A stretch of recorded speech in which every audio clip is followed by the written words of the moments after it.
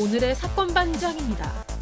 호주 시드니에 사는 한일 일가족 3명이 피살된 가운데 현지 경찰이 태권도장을 운영하는 한인 사범을 체포하고 살인 혐의로 기소했습니다. 사범이 운영하는 태권도장엔 숨진 아이가 다녔던 걸로 확인되는데 정확한 범행 동기는 조사 중인 걸로 알려졌습니다. 지적장애를 가진 20대 여성이 50대 교회 집사에게 성범죄를 당했다는 제보가 들어왔습니다. 집사는 여성에게 사적인 만남을 요구하면서 성적 수치심을 유발하는 문자 등을 여러 차례 보낸 걸로 전해졌습니다. 가수 임창정 씨의 연기 학원으로 알려진 곳에서 출연료 먹튀를 했다는 의혹이 제기됐습니다. 광고 촬영 후 출연 배우들에게 출연료를 지급하지 않았다는 건데 소속사는 해당 학원과 임 씨는 전혀 관련이 없다라며 선을 그었습니다. 뾰로롱 안녕하십니까. 자, 오늘도 드려야 될 말씀이 시간은 짧지만 많아가지고 말이죠. 바로 시작하도록 하겠습니다. 진실 추적자 사건 반장 시작합니다. 지난 밤사이 전국적으로 눈 참 많이 내렸습니다. 지금도 이 기자 지금 상암동에도 눈 잠깐 내리고 있죠? 네, 내리다가 지금 잠깐 멈춘 상태인 것 같습니다. 아, 그래요? 예. 자, 날씨도 추운 탓에 이 눈이 그대로 얼어서 다들 퇴근길 괜찮으실지 모르겠습니다. 강원도 그리고 경북에는 내일까지 눈 많이 온다고 하는데 눈 피해 또 빙판길 피해 없으셨으면 좋겠고요. 꽃도 피고 뭐 두꺼비도 잠에서 깨고 해서 봄이 오는가 했더니 역시 아직은 아닌가 봅니다. 자, 오늘 출연자 소개해 올리죠. 예, 이자연 기자, 양지열 변호사, 오윤성 순천향대 교수, 박지훈 변호사, 그리고 박준혜 수호 선생님 나오셨습니다. 안녕하세요. 안녕하세요. 눈도 오고 신랑이랑 치맥하면서 사반 보고 있어요 하신 양산의 차동복 박순득 부부님. 어제 제 생일이었어요. 감사의 의미로 엄마 백여사한테 미역국 만들어드렸더니 드시자마자 탁 하네요. 유유하신 손희연님. 자, 30년 넘은 결혼 생활의 종지부는 찍었지만 그래도 전처 정난순 씨의 환갑은 축하해주고 싶습니다 하신 안성식님. 자, 배 나온 남자 임원옥님, 부산 광안동의 김동건님, 최선영님, 황도준님 모두 사랑하고요. 자, 사건 반장이 또 해냈습니다. 자, 사반가족 김행수님이 몇 개월 전 67년 전주 영생여고 졸업생 동기들을 찾는다고 해서 저희한테 연락 주셔서 소개해드렸는데, 자, 동기들 중 한 분인 이초수님이 캐나다에서 사반을 보시고 연락을 주셨어요. 자, 그야말로 50년간 연락이 뚝 끊겼던 고교 동창과 연락이 닿았고 두 분 어제 1시간 30분간 국제 통화를 하셨다는군요. 다시 한번 축하드립니다. 자, 재미있는 물론 의리로 함께하는 아세사바 뉴스 6번. 대한민국과 전 세계 동포 가족 여러분의 시선을 모아서 출발합니다.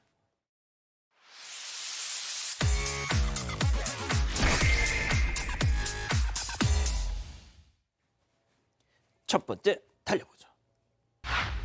결국 이혼이었답니다. 자, 연예계 소식으로 시작을 합니다. 배우 황정음 씨 다들 아시죠?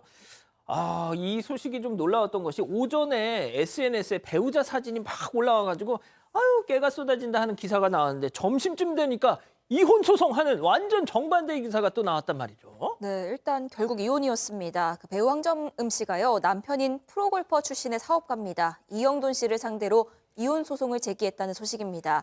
소속사 측이 오늘 그렇게 밝혔습니다. 심사숙고 끝에 더 이상 혼인을 유지하기 어렵다는 결정을 하고 이혼 소송을 진행 중이라고 밝혔는데, 이 앞서 말씀하신 대로 SNS에 그 남편 사진을 막 올리면서 이렇게 한 바가 있거든요. 그런데 거기에 좀 묘한 워딩이 있긴 했습니다. 이제 편하게 즐겨라 라는 글이 덧붙여 있었기 때문에 이게 무슨 의미겠냐, 이게 많은 누리꾼들의 추측이 이어지고 있는 상황이었습니다. 그런데 여기에 대해서 일단 소속사 측은 사유 같은 어떤 세부적인 사항은 사생활이기 때문에 밝힐 수 없다. 어떤 추측성 루머와 또 자극적인 보도는 자제해달라고 당부했습니다. 자, 이혼 전문 변호사 우리 양지열 변호사님, 그 예전에도 좀 무슨 일이 있지 않았나요? 사실 두 사람이 2020년에 당시에 황정음 씨가 먼저 이혼을 하겠다라고 이혼 조정을 신청을 했었습니다. 이제 소송을 안 하고 두 사람이 법원의 중지하에서 어떤 대화를 통해서 적당히 이혼을 하자라는 그런 취지였는데, 다행히 그때는 조정 과정 중에 두 사람이 서로 얘기가 잘 돼서 다시 한번 우리 잘 살아보자라고 그렇게 이혼을 포기를 했었고요. 아하. 그 이후에 또 둘째까지 나오면서 무사히 위기를 극복하는 걸로 보였었거든요.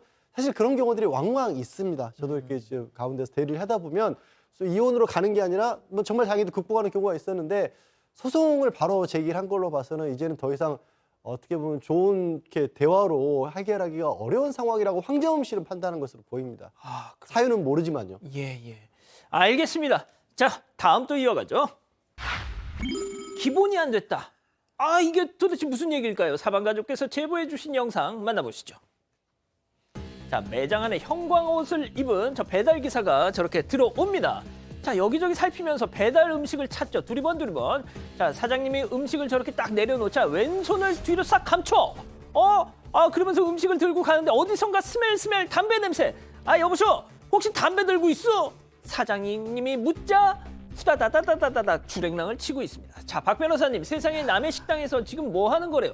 아, 나름 저 담배가 장초였나 봐요. 끄기 아까웠나 봐. 아, 이건 상식에 가깝지 않나요? 실내에서 특히 음식점은 금연 구역이잖아요. 금연 구역에 와서 지금 담배를 아마 피다가 들고 왔던 것 같아요. 예. 배달을 이제 하는 기사긴 한데 이 제보자 같은 이 사장님 입장에서는 가지고 간다고 팍 돌아섰는데 냄새가 확 났고요. 담배 냄새 심하니까 뭐냐고 하니까 깜빡하고 담배를 들고 왔다고 얘기를 했고 가만히 있을 수 없죠. 왜냐하면 저렇게 한다면 저게 손님한테도 문제가 될 수가 있거든요. 그럼요. 담배채가 떨어질 수도 있고 그렇기 때문에 플랫폼에 얘기를 하니까 교육 좀 시키겠다라고 얘기를 했는데 어쨌든 간에 금연구역에서 저렇게 담배 흡연을 하거나 담배 꽁초가 나온다면 그때는 이제 가태료 처할 수 있는 그런 상황입니다. 그러니까요. 자, 다음 또 이어가죠. 3년 전에 잡았는데 눈 깜짝할 사이에 수천만 원을 도둑 맞았다는 상황 영상 만나보시죠. 자, 모자와 마스크를 쓴 저 남성 누군가와 통화하면서 자, 금은방에 딱 들어옵니다. 자, 그러고 통화를 끊고 사장님, 저 목걸이랑 팔찌 좀 살게요. 아이고, 이게 말이죠. 24K인데 싸게 드릴게. 이거는 어때? 자, 잘 나왔어 아주 그냥. 자, 이거 저 막 보고 있어. 갑자기 들고 야 임마, 너 어디가? 야, 거기서 저 도둑 잡아라. 도둑 잡아라. 도망갑니다. 자, 모자에 마스크에 아주 작정을 하고 왔어요. 네, 그런 걸로 보입니다. 지난 16일이고요. 경기 평택의 한 금은방인데 모자랑 마스크 쓰고 저 남성이 금목걸이, 팔찌 이런 것들을 구경하더니 귀금속 6개를 들고 훔쳐서 달아났습니다. 이게 2,800만 원 상당이었습니다. 이 피해 금액이 비교적 커서인지 이 경찰만 10명이 투입이 됐습니다. 세상에. 그런데 그중에 한 경찰이요. 저 CCTV 보다가 내가 3년 전에 잡았던 사람인데? 하고 바로 알아봤던 겁니다. 알고 보니 이 남성이 지난 2021년에 동종범죄를 저질러서 실제로 검거가 됐던 적이 있던 인물이었습니다. 당시 징역 2년을 선고를 받았는데 출소하고 똑같은 범죄를 저질렀던 겁니다. 아이고, 참. 할 거면 좀 다른 동네 가서 그러면 안 되죠, 물론. 예. 야, 근데 어떻게 또 거기서 또 그 짓을 하다가 그러니까 이제 섭을 못 버린 거죠. 이미 이제 3년 전에 검거한 절도범이다라고 하는 것을 그 경찰관이 딱 알아차리는 순간에 저 남성의 입지는 그야말로 그냥 한 평도 안 되는 그런 식으로 이제 좁아질 수밖에 없는데요. 자기 나름대로는 머리를 써서 자기 그 인근 여관에 가서 옷을 한번 갈아입고요. 또 자기 집에 가서 또 옷을 한번 갈아입었습니다. 근데 괜히 옷만 2번 갈아입었는데 경찰이 추적을 해가지고 3시간 만에 검거를 했습니다. 근데 교수님, 그 경찰관분 정말 대단하신 게 이 모자 마스크를 썼잖아요. 그게 왜 그러냐면 우리가 이제 이 경찰에서 수법 수사라는 게 있습니다.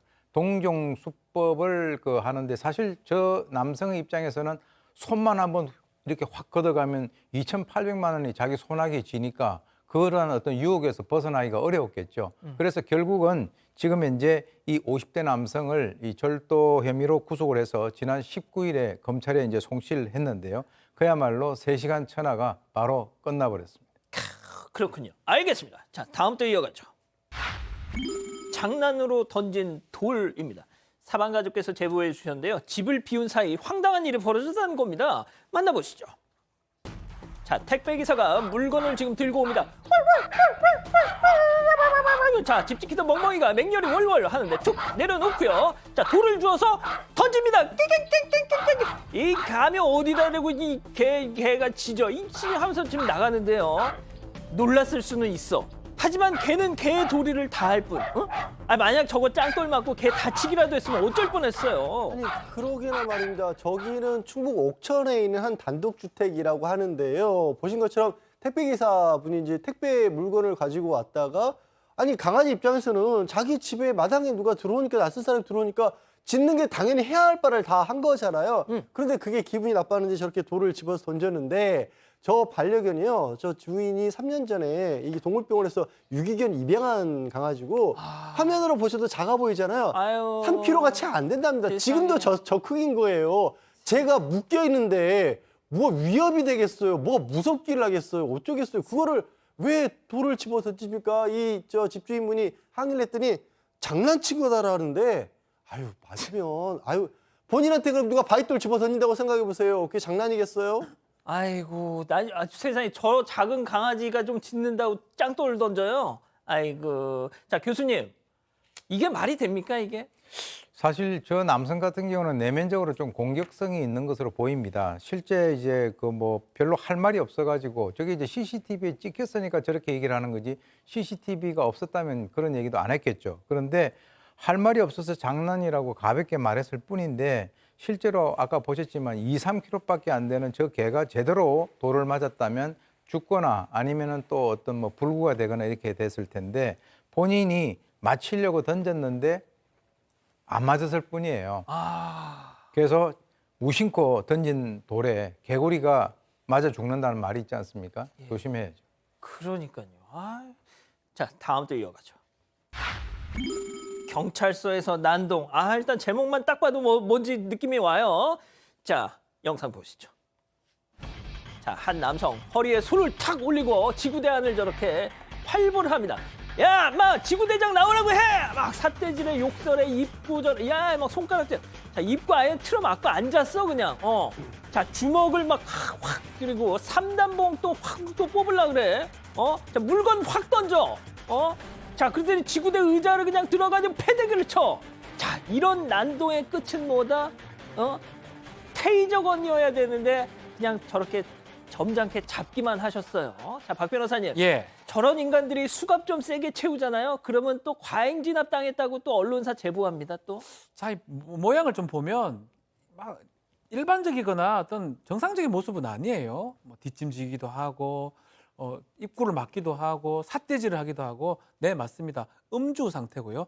왜 이런 일이 있었냐면 이 횡성 지구대 강원도 횡성 지구대인데 이 오후쯤에 행인하고 시비가 붙었는데 경찰이 출동한 적이 있다고 합니다. 예. 그거에 불만을 품고 술을 먹은 다음에 만취를 해서 경찰서에 침입을 한 겁니다. 와서 물건을 손상하기도 하고 경찰관에 삿대질하고 막 때리려고 하고 뭐겠습니까? 결국은 범죄입니다. 공무집행 방해죄로 입건이 된 상황입니다. 아유, 참. 알겠습니다.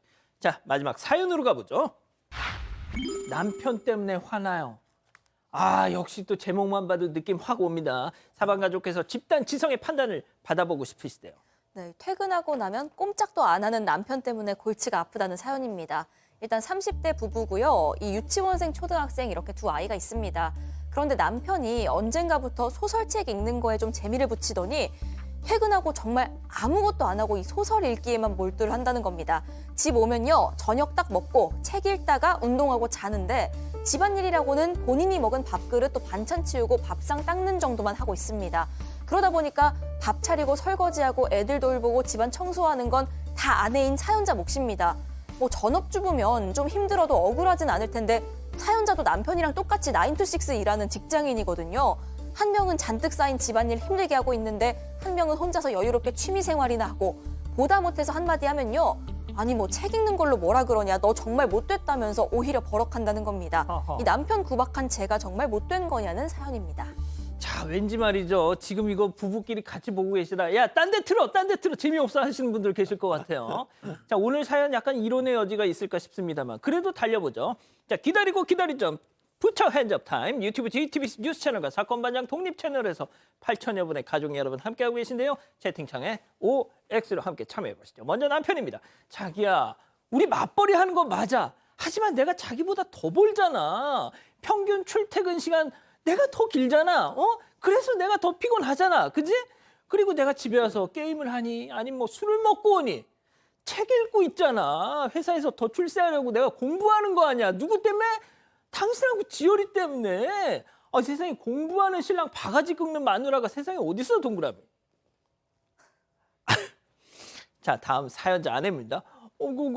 그러셨죠요. 우리 수박님 속상하셨구나라고 할 줄 알았냐 인간아. 야 박지훈, 누가 들으면 네가 2배 이상 더 버는 줄 알겠다. 응?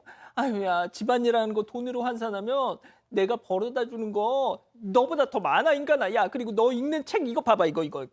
골다공증 탈출하기, 이게 이런 거 읽어서 퍽이나 출세하겠다 인간아 X.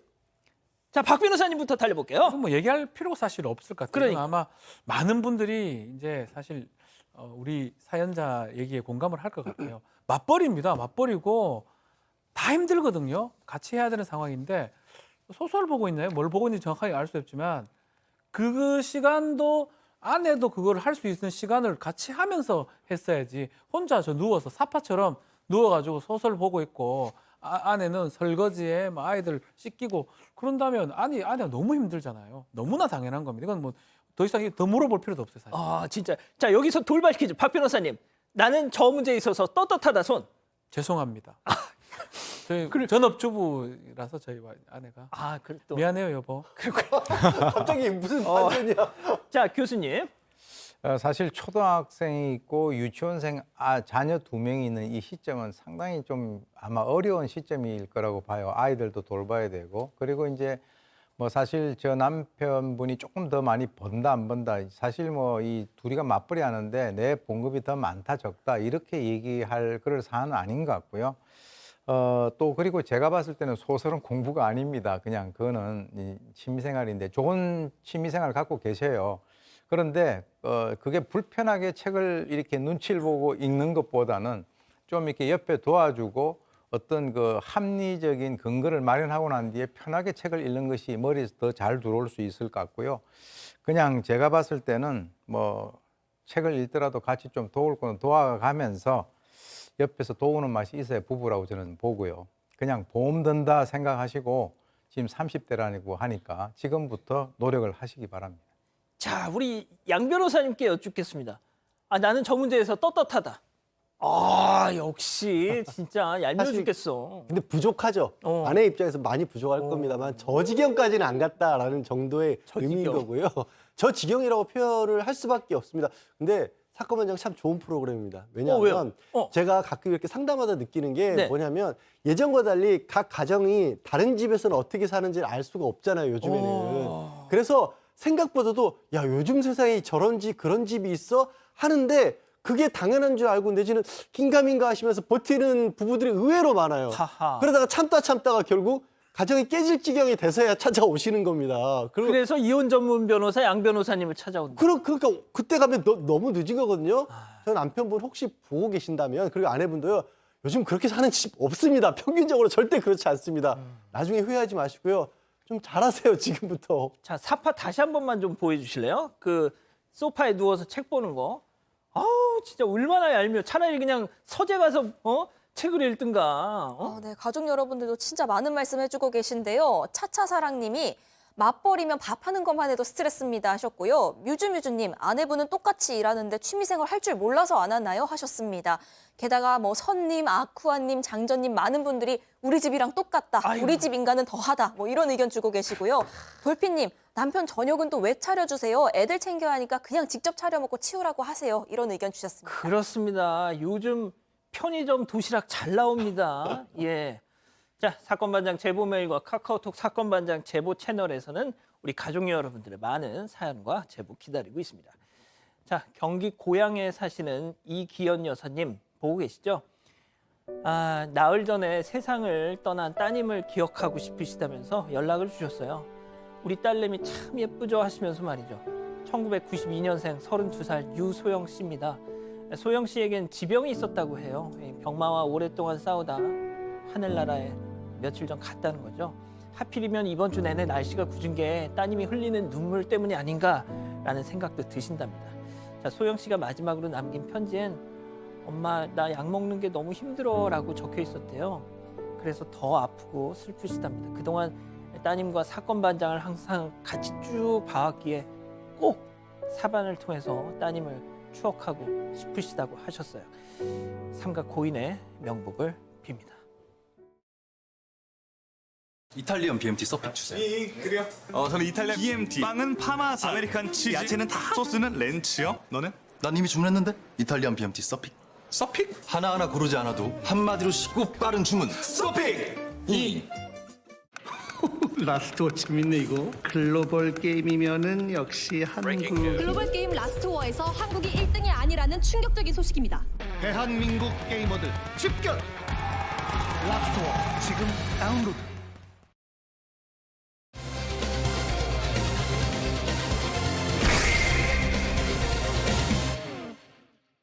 호주 시드니에 사는 한일 일가족 3명이 피살된 가운데 현지 경찰이 태권도장을 운영하는 한인 사범을 체포하고 살인 혐의로 기소했습니다. 사범이 운영하는 태권도장엔 숨진 아이가 다녔던 걸로 확인됐는데 정확한 범행 동기는 조사 중인 걸로 알려졌습니다. 무슨 일이 있었던 건지 알아봅니다. 자, 호주 시드니에서 살인 사건 났잖아요. 뭐 호주 시드니에서 무슨 살인 사건이 난다고 해서 한국에 이렇게까지 뭐 보도가 될 일이 없는데 그럴 이유가 있었잖아요. 네, 그 한국계 주민이 당한 사건이었기 때문입니다. 이게 현지 시간으로 20일 오전 10시 반이었고요. 호주 시드니에 이 노스 파라마타라는 지역이 있습니다. 그 지역의 인근 주택으로 주민 신고받은 경찰이 출동을 합니다. 그리고 부엌에서 흉기에 찔려 사망한 것으로 보이는 39살 남성이 발견이 됐고요. 2시간쯤 뒤에 약 5km 떨어진 태권도장에서 41살 여성 그리고 7살 남자아이의 시신까지도 발견이 됩니다. 이들이 다 일가족이었습니다. 그러니까 그 남편은 집에서 그리고 아내와 7살 난 아들은 태권도장에서 각각 다른 공간에서 살해된 채로 발견이 된 겁니다. 현지 일부 언론에서는 이 피해자들이 한국 국적이라는 보도도 나왔는데 한국 총영사관이 최종적으로 확인한 바에 따르면 이들은 모두 한국계 호주 시민권자였습니다. 아, 그렇군요. 자, 이 한인 부부와 겨우 7살 된 어린 아들, 일가족이 살해되는 정말 끔찍한 사건인데 뭐 이걸 다행이라고 해야 될지 모르겠습니다만 범인은 금방 잡혔습니다. 체크포인트 짚어보죠. 마스터 라이언 유. 이게 뭘까요? 네, 자 한국 이름은 그렇지 않습니다. 유광경 씨라고 하고요. 나이가 49세고 마찬가지로 한국계 호주 시민권자입니다. 그렇게 알려져 있는데 이 사람은 이 호주에서 태권도장을 운영하고 있고 태권도 사범인데 왜 마스터 라이언 유냐 하면 자기 스스로 이렇게 그렇게 홍보를 했던 것 같아요. 사범이다. 태권도 사범이다. 마스터. 그래서 학생들 사이는 그렇게 알려져 있었고 이 사건 현장은 일단은 이 CCTV 통해서 분석을 해보니까 타임라인을 분석해보니까 먼저 그 아이가 태권도장에서 배우고 있었는데요. 조 씨하고 아이를 목 졸라서 한 5시 반에서 6시쯤에 살해를 한 다음에 태권도장에서 바로 그 조 씨의 자동차, 승용차를 타고 자택으로 갑니다. 자택에 가서 이 조 씨의 남편까지 살해를 했습니다. 다음 날 이 연락이 안 되니까 직장 동료나 지인들이 신고를 했고요. 경찰이 일가족의 시신을 발견하게 된 겁니다. 자, 현재 언론, 호주 언론에서 신상을 공개했습니다. 또 뭐 호주 시민권자이기도 하고요. 자, 그런데 이 사람 피의자 유광경이 발견된 곳이 뜻밖의 장소였다고요? 예, 그렇습니다. 이 피의자 유 씨 같은 경우는 인근에 있는 웨스트미드 병원에 입원을 한 상태였는데요. 가슴과 팔에 그 자창을 입은 채로 왔던 상태였다는 거죠. 그래서 이제 유 씨 같은 경우가 이 피해 여성의 남편인 조 씨를 살해한 직후에 병원에 왔던 것으로 보이는데 뭐라고 얘기했냐면 슈퍼마켓 주차장에서 뭐 공격을 당했다라고 경찰이 좀 신고를 해달라고 부탁을 했다는 거예요. 그래서 지금 현재 상태는 이 생명에 지장은 없는 상태고 수술을 받고 회복 중인 상태인데 이게 이제 혹시 범행을 은폐하려고 하는 것이 아닌가 이렇게 생각이 드는 부분입니다. 현지 경찰은 어제인 21일 날 유 씨의 단독 범행에 무게를 두고 지금 일가족 살인 혐의로 검찰에 이제 송치를 한 그런 상황인데요. 현재 경찰의 경호라기보다는 어떻게 보면 감시를 받고 있는 그런 상황 같고요. 그리고 이제 그 조사를 하기 위해서 병상에 있는 유 씨에 대해서 신문을 하는데 거기에 지금 현재 응하지 않고 있는 상황이라고 합니다. 자, 양 변호사님, 지금 우리 채팅창에서도 가족 여러분들이 이 태권도에 대한 모욕이다. 진짜 태권도 이런 무술 아니잖아요. 예? 당연히 그렇죠. 게다가 이제 해외에서 알려진 한국의 태권도 마스터란 이름을 쓸 정도의 그런 그러니까요. 상황이었기 때문에 더 충격적인데 하필 또 그동안에 본인이 이 광고했던 홈페이지나 SNS 통해서 광고했던 경력들도 지금 허위로 하나씩 드러나고 있습니다. 아까 이제 홈페이지 사진 같은 거 보셨는데 거기 보면 시드니 올림픽에 태권도 선수로 출전했다 이렇게 주장을 해왔다라고 하는데 호주 태권도 협회에서는 그런 사실이 없다. 아, 호주 국가대표로? 예, 그렇습니다. 사실이 아니다라고 하고요. 또 맥쿼리 대학의 선임 교수로 나가고 있다라는데 맥쿼리 대학 데이터베이스에는 유광경이라는 이름 자체가 기록된 적이 없다라고 합니다. 그리고 시드니 대학에서는 박사학위를 받고 있다라고 했지만 시드니 대학교의 재학생도 졸업생도 아니라고 합니다. 하지만 이거가 허위라고 하지만 교민사회에서 지역사회에서 평판은 또 좋았다고 합니다. 굉장히 평소에 온화하고 또 가정적이란 말까지 들었다라고 해서 지역사회에 굉장히 큰 충격을 주고 있다고 합니다. 자, 박 변호사님. 네. 아들이 그 해당 UC에 해당 태권도장을 다녔다고 해요. 그러면은 우리나라도 그렇지만 아이를 이렇게 보내는 그렇죠. 그 태권도장의 사범, 학부모 사이가 좋잖아요. 그렇죠. 좋을 수밖에 없는 거고 어쨌든 일가족을 살해했기 때문에 동기 파악이 매우 중요합니다. 살인 사건이고 그러니까 동기에 대해서 사실은 지금 조사를 하고 있는 중인데 정확하게 밝혀진 바는 없습니다. 일부 보도에서는 뭔가 치정에 의한 살인이나 아니면 이 가정폭력이라든지 또 이 부부가 별거를 하고 있었다 이런 게 보도된 바가 있긴 한데 이건 아직 확인은 안 되고 있습니다. 또 다른 진술에 따르면 부부 사이가 나쁘지 않았다라는 얘기도 있기 때문에 동기 부분은 좀 더 조사가 필요한 상황입니다. 자, 이게 교수님 일단 지금 채팅창에서도 다 그 말씀을 하고 계세요. 그러니까 뭐가 됐든 범죄 피의자 특히나 이런 살인범, 흉악범들 피의자 단계에서도 뭐가 됐든 저렇게 호주 언론은 얼굴을 공개한다. 저희가 항상 사건 반장에서 이런 흉악범 신상 공개에 대해서 말씀 많이 드리고 있는데 참 현재 언론에서 공개를 했기 때문에 저희도 이렇게 보내드립니다만 참 저는 솔직히 부러워요 이럴 땐. 예. 글쎄요, 태권도에 아이를 보낸 그 부모 일가족을 모두 살해한 것이 도대체 어떤 범행 이유로 이제 그런 범행을 했는지가 상당히 궁금하긴 합니다만 어쨌건 이 경찰에서 판단했을 때 이 단독 범행으로 일단은 이제 그 결론을 내린 그런 상태인데 그렇게 따진다면 우리나라 같은 경우는 무죄 추정의 원칙에 의해서 이 사람에 대한 어떤 신상 공개라고 하는 것이 즉 특강법에 의해서 심의를 거쳐서 이제 발표를 하게 되는데 실제 우리나라 같은 경우는 1000명당 한 3명, 4명 이 정도밖에 공개를 하고 있지 않지 않습니까? 그래서 무죄 추정의 원칙이 호주에서도 마찬가지로 적용이 되고 있는 그런 곳입니다. 그래서 이 호주 당국에 있어서의 어떤 조치 같은 경우는 저는 개인적으로 아주 공감하는 그런 부분이고요. 외국에서 저런 것들과 연관돼서 저런 식으로 어떤 피의자의 신상을 공개하는 것이 저게 합당하다라고 한다면 우리나라도 그것에 대해서 도입을 하거나 아니면은 이전 단계로 원위치 하는 것도 생각해 볼 만합니다. 알겠습니다. 계속 속보가 이어질 것 같은데요. 조금 더 지켜보겠습니다. 첫 번째 사건 정리하고요. 두 번째 사건 이어갑니다.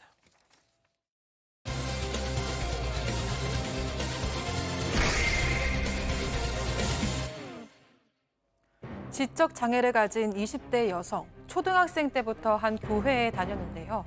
그런데 최근 50대 교회 집사로부터 충격적인 문자 메시지를 받습니다.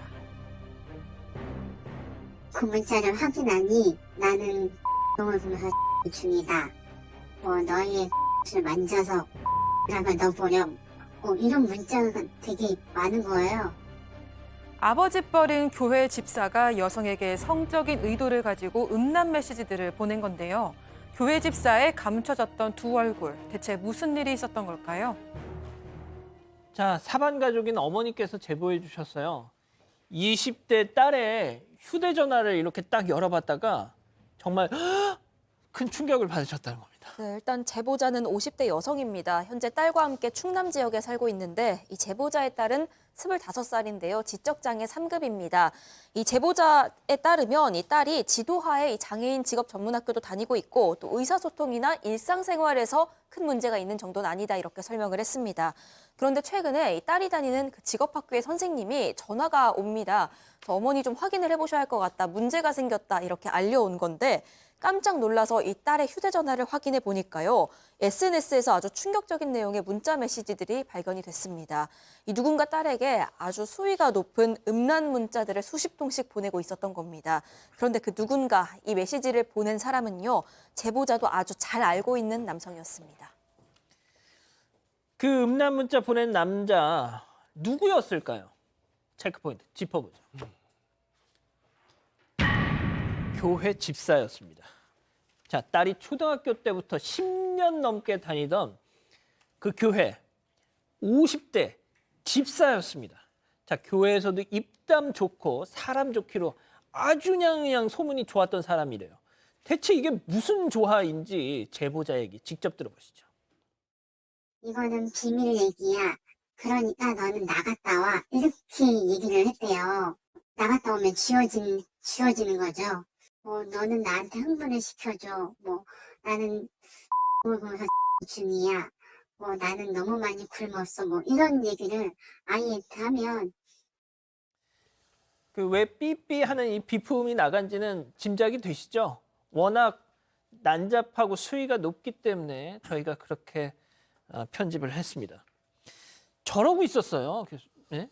아니 저는 굉장히 불쾌한 게 이 50대 집사라는 사람 당연히 결혼했고 뭐 아내도 있고 딸 아들도 있고요. 제일 제가 싫은 부분이 뭐냐면 이 피해를 입은 이 여성이 10대 때 어렸을 때부터 교회를 10년째 다녔으면 아이가 그 사람이 초등학교 때부터 A일 때부터 알았을 거 아니에요, 이 사람도. 그렇죠. 그럼 어렸을 때부터 봤던 그런 어린 지금 피해자를 상대로 이런 짓을 했다라는 건데 어떤 메시지를 보낸지 몇 개만 제가 좀 읽어드릴게요. 이거 먼저 가장 그나마 골라서 좀 전해드릴 수 있을 만한 것들만 좀 낮춰서 말씀드리는데 이런 내용들이었습니다. 내가 음란행위 중이다. 네가 날 흥분시켰다. 또 자기가 어떤 음란행위를 하고 있는지 얘기를 하면서 너도 이런 영상을 보면서 이렇게 저렇게 해봐라. 그리고 뭐 네가 경험이 없으니까 내가 가르쳐 주는 거고 마음의 준비가 되면 너도 즐길 수 있다. 이런 얘기들을 참 전하면서 저도 기분이 나쁘네요, 진짜. 그러니까 말이죠. 예. 그러니까 이게 참 박 변호사님. 예. 지금까지 저희가 소개해드린 거, 뭐 양 변호사님 말씀하셨지만 최대한 수위가 그나마 덜한 거 지금 전해드린 건데 이자가 말이죠. 야, 우리 둘만의 약속 비밀이야 하면서 자기도 보내놓고 불안할 거 아니에요. 그렇죠. 야야, 그거 지워. 중간중간 나가라고 나갔다 돌아오면 새롭게 되는 거고 중간중간에 계속 증거 삭제를 지시를 했던 겁니다. 두 사람만의 비밀이니까 너 나갔다 돌아라 라고 이제 그렇게 얘기를 했던 것 같고요. 그러다 보니까 최근에 문자 메시지만 봤는데 저런 어떤 엄청난 내용들이 담겨져 있다라고 합니다. 뭐 그중에 몇 가지 보면 뭐 성관계 뭐 얘기도 있고요. 그리고 뭐 지금 나오는 겁니다. 뭐 발전기 저런 얘기도 있고. 그래서 또 그런 얘기도 좀 했다고 해요. 좀 불쾌하다라고 하니까 그러면 확실히 거부 의사를 거부한 거죠. 그 사람들이 불쾌하다 하니까 싫은데 계속 그렇게 하면 성희롱에 해당된다라고 얘기도 했다고 해요. 그러니까 또 그게 불쾌하단 말 상당히 편치 않다라고 또 반박하는 내용까지 모든 게 지금 문자 메시지에 다 담겨져 있습니다. 자, 다시 한번 말씀드리지만 제보자분의 딸은 지적 장애가 있는 20대 여성입니다. 자, 이 50대 아버지뻘 교회 집사 이거는 아예 그냥 처음부터 작정을 한 거잖아요. 네, 일단 애초에 이 둘이요, 그 SNS에서 뭐 알 수도 있는 친구 이런 게 뜨면서 이제 자연스럽게 친구가 됐다고 합니다. 그리고 나서 이 집사가 딸에게 뭐 차나 한잔 하자 이렇게 메시지를 먼저 보냅니다. 그런데 당연히 딸 입장에서는 어릴 때부터 알고 지낸 교회 집사님이잖아요. 그냥 흔쾌히 응했고요. 첫 만남에선 실제로 별다른 얘기가 없었습니다. 그냥 평범한 대화만 나누다가 헤어졌는데 그 이후부터 저렇게 일방적인 음란 문자가 쏟아진 겁니다. 이 제보자가 설명하기를 딸이 지적장애 3급이라서 정도가 아주 심한 건 아니지만 그래도 이야기만 나눠보면 장애가 있는 걸 바로 눈치챌 수 있는 정도고 다 떠나서 일단 저 집사랑은 어릴 때부터 알고 지내던 사이입니다. 그런 만큼 제보자의 생각에는 애초에 의도를 가지고 SNS로 접근을 한 거고 그 첫 만남에서는 뭐 쉽게 얘기해서 제보자의 표현입니다만 뭐 간을 본 거고 그 이후부터 본격적으로 이렇게 쏟아낸 게 아니냐 하는 게 제보자 주장입니다. 자, 그런데 더 충격적인 게 있습니다. 이 50대 집사, 그 해당 교회에서 말이죠. 아동부 교사까지 한답니다. 아이들을 이 사람한테 맡겨놓은 거예요. 자, 그렇다 보니까 이 제보자분께서는 혹시나 또 있지 않을까, 피해자가. 지금까지 해온 그런 행동들을 보게 된다면 이 또 다른 피해자가 있지 않을까라고 우리가 걱정을 할 수밖에 없는 그런 상황이에요. 이게 지나친 어떤 걱정이 아니고요. 실제로 이제 이 50대 집사는 그 아동부 교사까지 하고 또 이 직업이 학생들 과외 선생이라고 합니다. 아이고. 예, 거기에다가 이제 이 아내 같은 경우는 그 교회 권사를 했고 과거 이제 교회에서 딸을 교습을 한 적도 있다라고 하니까 사실은 아이들과 접할 수 있는 그런 그 기회가 상당히 많은 그런 것이죠. 우리가 이제 성범죄자들을 아동 관련 기관에 취업을 몇 년 동안 뭐 제한시키고 하는 이런 것들이 바로 이런 이유 때문 아니겠습니까? 어떻게 보면은 이 고양이한테 생선을 맡기는 그런 상황이 된 것인데, 글쎄요, 제가 개인적으로 봤을 때는 이 뭐 보도가 되고 하면 관련되는 그 교회라든가 이쪽에서는 신속하게 아동들과의 어떤 접촉 기회를 빨리 차단시키는 것이 시급하다고 봅니다. 예. 누구보다 그 20대 제보자분의 따님이 가장 큰 충격을 받았겠죠. 제보자분의 얘기, 어머니 얘기 직접 들어보시죠. 왜 정말 처음에 이상한 내용이 있을 때 엄마한테 얘기하지더니 했더니 엄마가 너무 놀랄까봐 이렇게 얘기했다고 하더라고요. 그래도 엄마가 편이지. 했더니 근데 지금은 했더니 너무너무 수치스럽고 수업을 하다 보면 그 문자가 계속 생각이 나서 미치겠어. 이렇게 얘기를 하더라고요. 자, 그리고 또 한 가지 지금 고민을 하시는 게 뭐냐면 이 저 교회 집사라는 50대 남성 바로 지근거리에서 산답니다. 걸어서 10분 거리 같은 동네에 살고 있다라고 합니다. 그러다 보니까 혹시 경찰에 이렇게 고소를 하게 되면 저 사람은 또 보복을 당하지는 않을까 걱정을 하고 계신 거예요. 하필 지금 또 이 피해자의 어머니분이 사정이 있어서 남편은 지금 떨어져 있다라고 하거든요. 그래서 더 걱정스러운 상황이고, 그래도 용기를 내서 사건 반장에 이 말씀을 하신 이유가 아까 딸 얘기를 들으셨지만 딸이 자기도 수업 받고 있는데 이게 생각이 문자 메시지가 생각이 나서 너무 막 수치스럽고 미치겠다라는 얘기를 따님이 하신다라는 겁니다. 그리고 지적장애가 있다고는 하지만 문자 보셔서 아시겠지만 싫다라는 거, 잘못됐다는 거 알고 있어요, 이 피해 여성이. 그래서 이 피해 여성 같은 경우에도 내가 경찰에 진술을 하겠다 용기를 내서 이렇게 하고 있어서 고소는 할 예정이라고 합니다. 박 변호사님, 증거도 확실하고 네. 뭐 범행 입증은 뭐 문제가 없을 것 같은데, 그런데 제보자님이 또 다른 고민이 있는데, 이거를 갖다가 아까 분리 조치를 해야 된다고 그랬잖아요. 그 아동부 교사를 맡고 있으니까. 자, 이 교회 목사님한테 알려서 이걸 진짜 이 집사 이 타이틀 아니면 그냥 교회 그냥 적을 파버리고 싶다고 좀 하시는데, 이거 어떡할까요? 자, 일단 이제 명예훼손죄 같은 게 될 여지도 있거든요. 우리 법은요, 사실을 적시해서 얘기하더라도 또 전파 가능성으로 봅니다. 예컨대 목사한테 얘기를 하면 전파가 된다고 보면 판례상으로는 명예훼손죄가 성립할 여지도 있습니다. 그렇지만 공익적 측면이라든지 이런 것도 있고요. 또 이거 자체가 경찰에 지금 고소할 수 있는 그런 상황이거든요. 음란물 뭐 그런 범죄로. 그렇기 때문에 저는 개인적으로는 뭐 이 목사한테 얘기를 한다 하더라도 범죄가 되지는 않을 것 같습니다. 진짜요? 네. 자, 그리고 마지막으로요. 저희가 사실은 이 교회 집사에게 당연히 연락을 해서 자, 이런 지금 제보를 받았는데 당신 입장은 뭐요? 이렇게 물어보려고 했는데 우리 제보자님 말 그러지 않으셔도 됩니다. 오늘 방송 전에 그 교회 집사의 아내에게 사건 반장 좀 보시라 얘기를 하셨답니다. 그 집사의 아내분 지금 이 장면, 이 시간 지금 같이 하고 계실 텐데, 남편이란 사람이 지금 이런 짓을 하고 있습니다. 아무튼 좀 마음을 잘 좀 추스리셨으면 좋겠습니다. 자, 이렇게 정리하고요. 세 번째 사건 이어갑니다.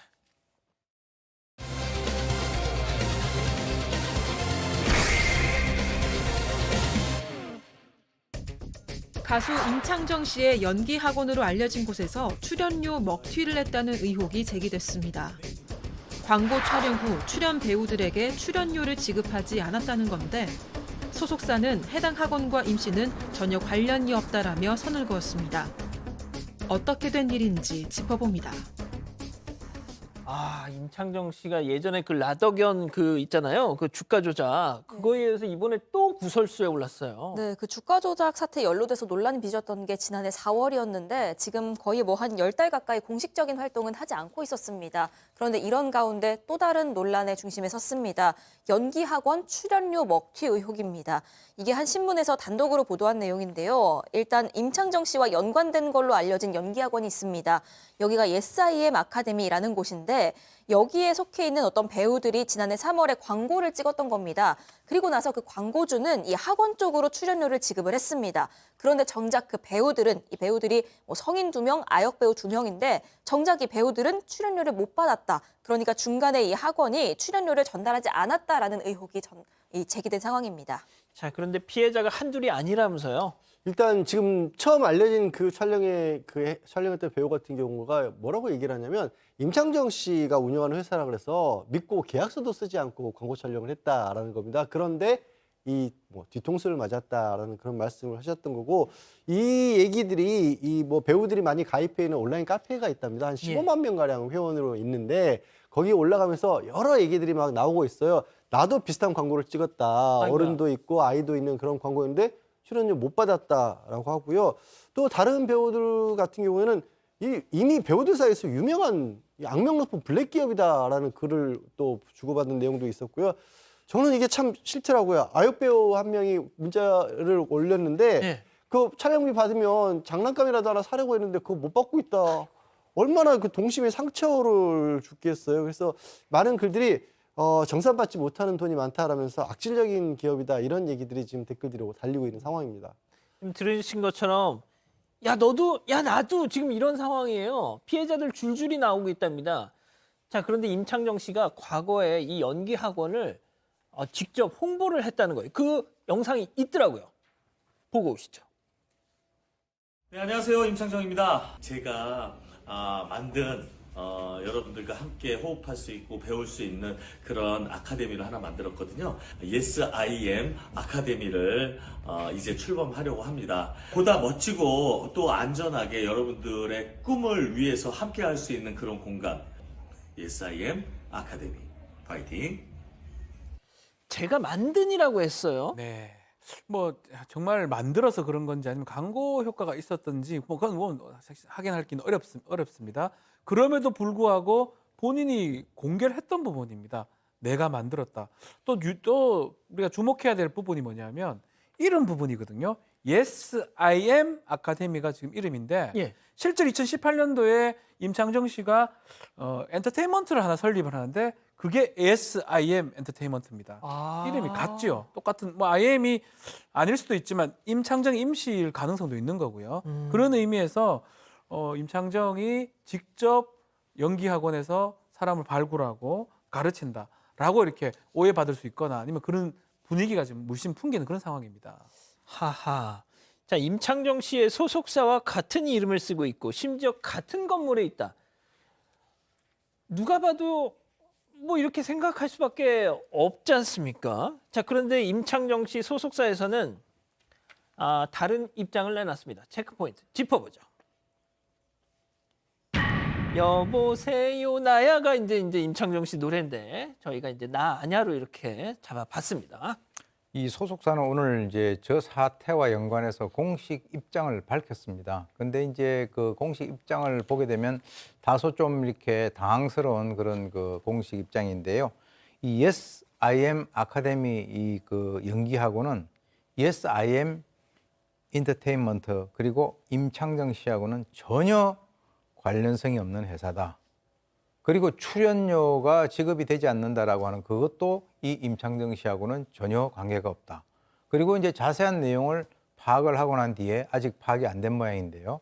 추가적으로 설명할 내용이 있다면 다시 말씀을 드리겠다라고 하는 입장인데, 글쎄 아까 저게 뭐 여러 가지 그 뭐 영상 같은 것을 봤을 때 과연 전혀 관계가 없다라고 생각을 할 수 있을까? 일반적으로 그것이 좀 의문이 가는 상황입니다.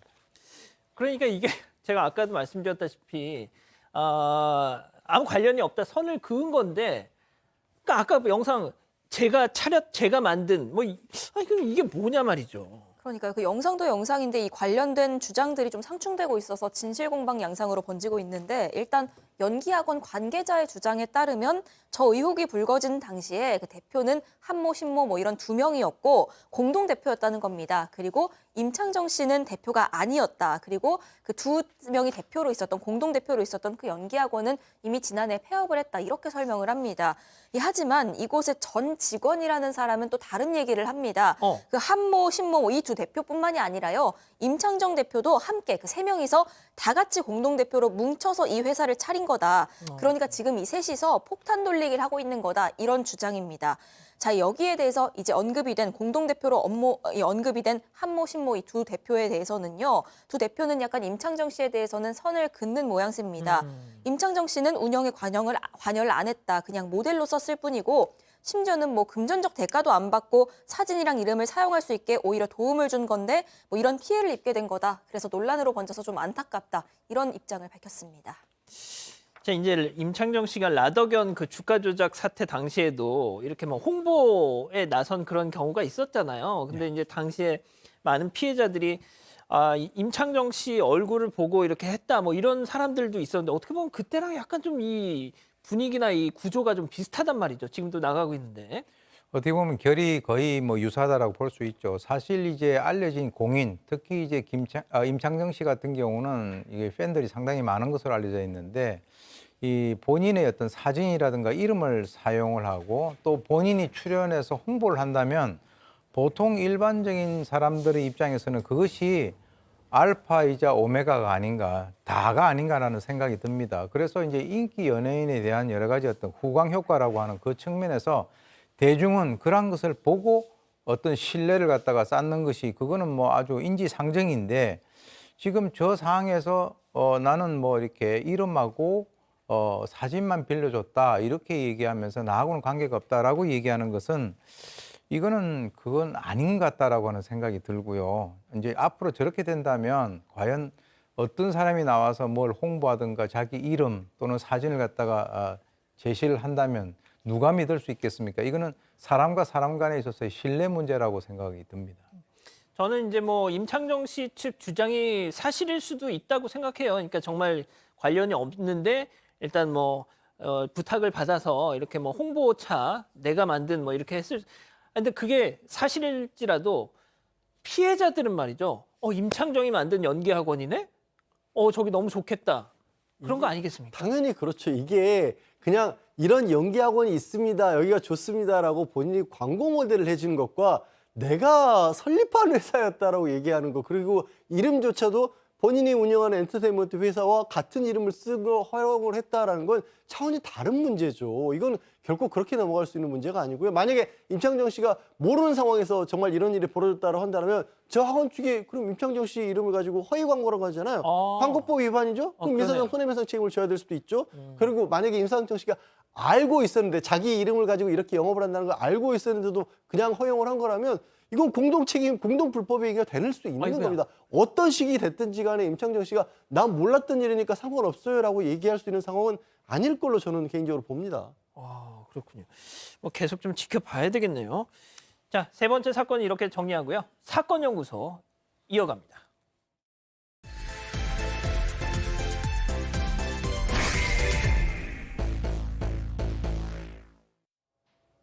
네, 지금 나가는 화면 2012년 9월자 수배전단입니다. 은은하게 미소 짓는 모습, 손가락으로 V자를 그려 보이는 모습, 그리고 운전면허 사진까지. 지금 보고 계신 이 남자는 67년생 곽광섭. 직전 일어난 살인사건의 가장 유력한 용의자입니다. 여성을 살해한 뒤에 달아났다는데요. 이 전단은 사건 현장 주변과 동네 골목, 그리고 등산로 입구에도 곳곳에 나붙습니다. 오늘 사건연구소의 키워드는 옆집 아저씨 곽광섭입니다. 67년생 곽광섭, 12년 전 일어난 살인사건의 용의자입니다. 당시 공개 수배가 됐기 때문에 이렇게 얼굴과 이름을 오늘 공개해 드릴 수가 있는 건데 자, 일단 시작을 해보죠. 네, 이게 2012년 9월 11일에 시작이 됐습니다. 충북 청주의 한 주택에서요. 20대 여성이 숨진 채로 발견이 됩니다. 여기가 그 내덕동에 있는 3층짜리 상가 건물인데 이 건물 꼭대기층에는 주택도 몇 세대 있었던 것 같습니다. 이곳 3층 주택의 창고에서요, 25살 난 여성이 시신으로 발견이 됩니다.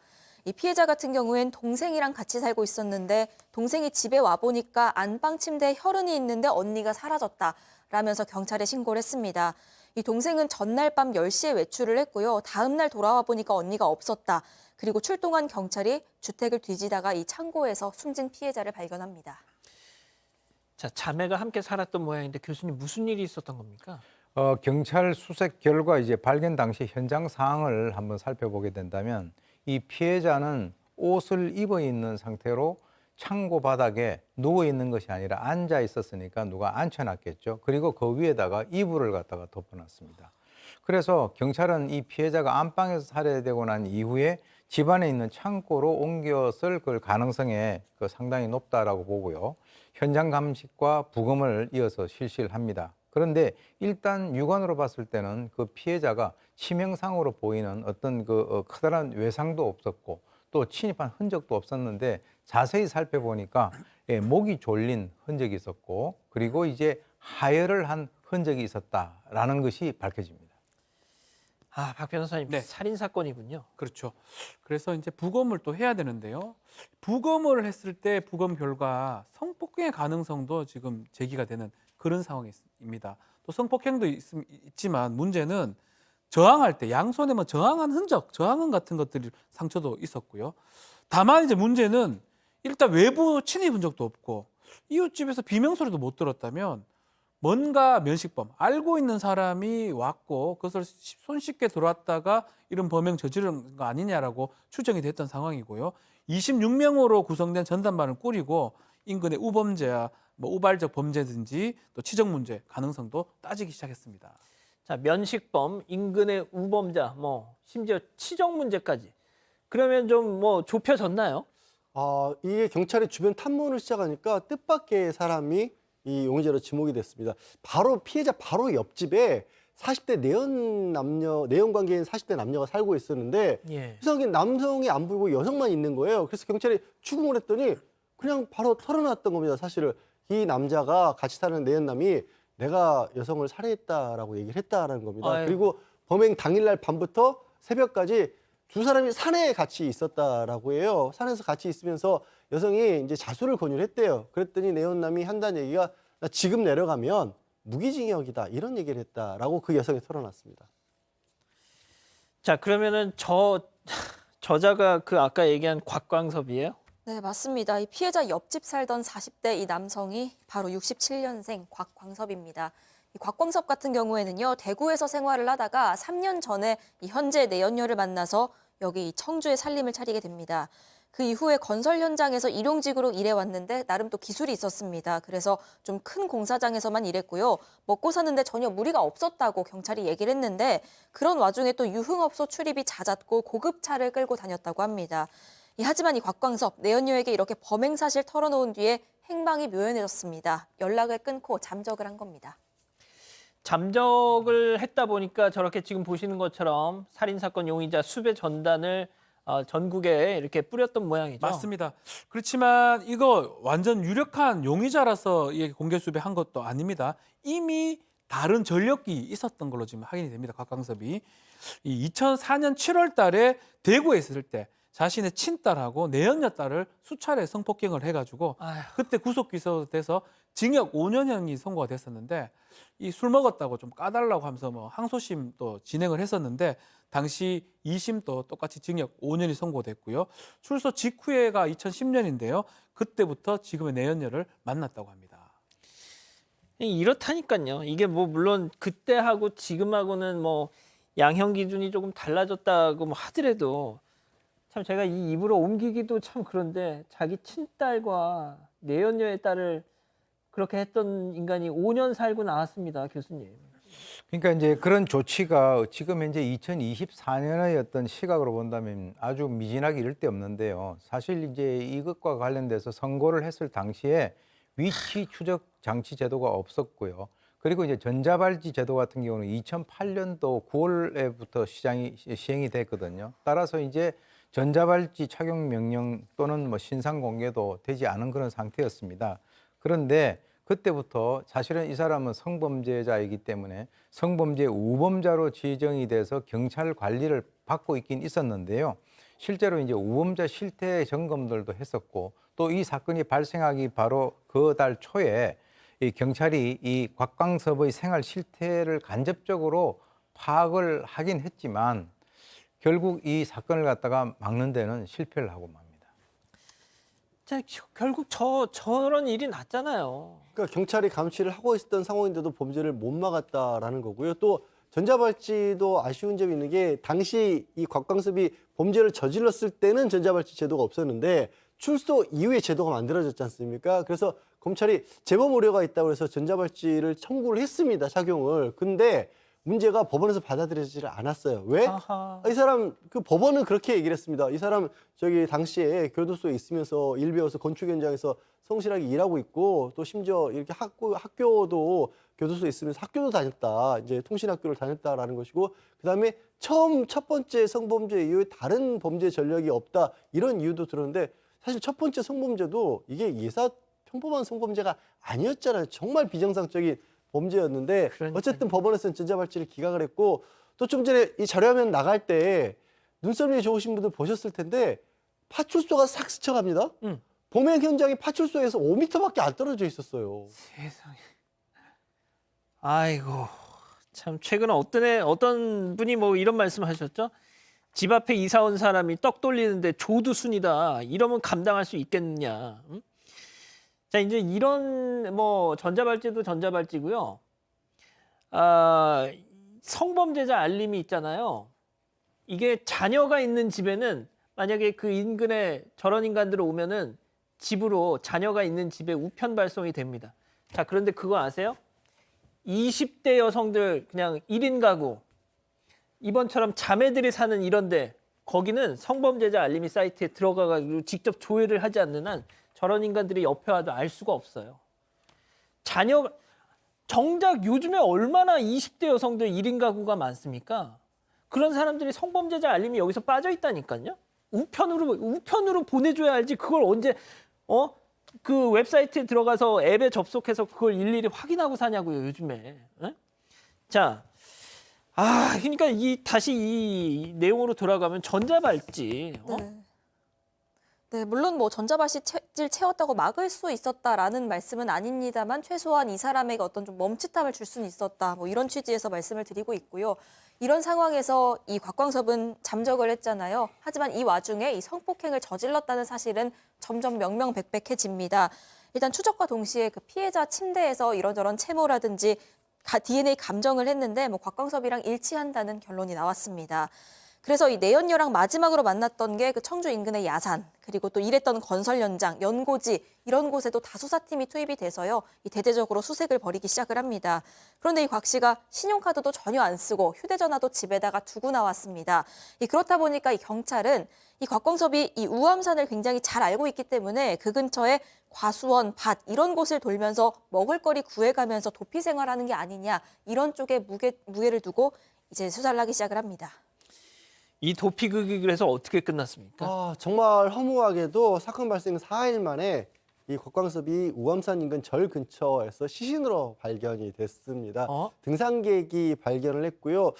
신분증이 들어있는 지갑은 있었지만 유서 같은 것들은 따로 없었는데 정황상 극단적 선택을 한 것으로 그렇게 보입니다. 왜냐하면 들으신 것처럼 경찰도 이 우암산 부근을 주목을 하면서 집중 수색을 하고 있었고 또 우암산 초 입구에 뭐 등산로 이런 데도 이 수배 전단 같은 게 붙어 있었기 때문에 심정 압박감을 견디지 못했던 걸로 그렇게 추정이 됩니다.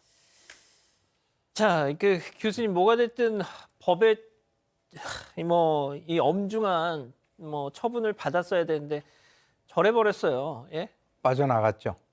사실 이제 처음에 피해자 동생이 경찰에 신고를 했을 그때 출동한 경찰이 옆집에서 이 곽광섭이 내연녀를 갖다가 만났는데 그냥 일상적인 조사만 했어요. 그런데 나중에 이제 그 피해자 시신을 발견하고 난 뒤에 다시 조사를 해서 옆집에 바로 이 성범죄 전과자인 이 곽광섭이가 산다라고 하는 사실을 갖다가 그때야 이제 그 인지를 합니다. 그래서 그 당시에는 이미 이 곽광섭이하고 내연녀가 우암산 인근 쪽으로 이동을 한 그런 상태였고, 그래서 이제 좀 아쉬운 거는 초기에 곽광섭을 좀 주목을 했더라면 내연녀를 갖다가 쫓아서 이 숨지기 전에 검거를 할 수도 있지 않았는가 이렇게 생각이 드는데요. 실제로 이제 그 본인이 생각하기에도 자신의 딸과 내연녀의 딸을 갖다가 성폭행한 이런 여러 가지 것들, 또 아까 얘기 나왔던 나는 이번에 들어가면 나오지 못한다라고 하는 것은 자신의 어떤 죄의 어떤 엄중함을 이미 인식을 하고 있는 그런 상황이었던 것 같은데 자기가 봐도 스스로 아마 인간이 아니다라고 하는 생각이 들었을 수도 있고요. 그래서 이제 극단적 선택을 한 것인데 스스로 자기에게 그 벌을 내림으로써 결국 비참한 최후를 갖다가 맞이했는데, 사실은 이 사법의 어떤 그 심판대에 세우지 못한 것이 다소 아쉬운 그런 부분으로 남는 그런 사건입니다. 알겠습니다. 사건 연구소 이렇게 정리하고요. 글로벌 픽 이어갑니다.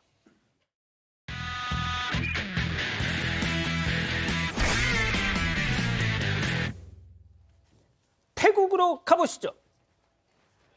네, 골목에서 트럭 한 대가 무서운 속도로 빠져나오는데요. 네, 속도를 이겨내지 못하고 옆으로 쓰러지고 맙니다. 그리고 트럭이 멈춰선 곳에선 뿌연 연기가 뿜어져 나옵니다. 뭐예요 이거? 자, 심지어 이 트럭 건너편에 있던 약국을 덮쳤습니다. 약국 입구부터 진열대까지 순식간에 산산조각이 났고요. 약들과 트럭에 실려있던 물건들이 서로 뒤섞여서 쑥대밭이 되고 말았습니다.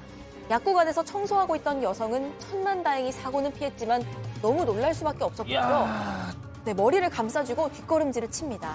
이게 어떻게 된 거예요 이거? 그 트럭 브레이크가 말썽이었습니다. 아무리 밟아도 멈추질 않았고 또 하필이면 트럭에 가득 실려있는 짐 때문에 그 속도가 더 무섭게 붙었던 겁니다.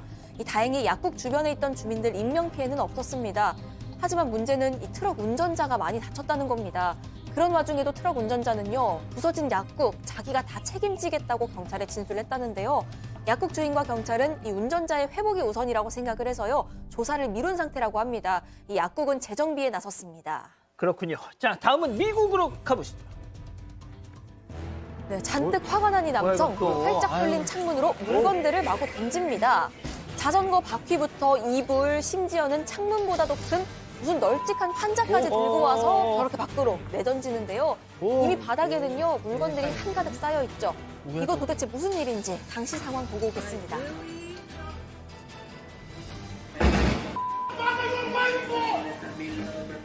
What the f are you doing?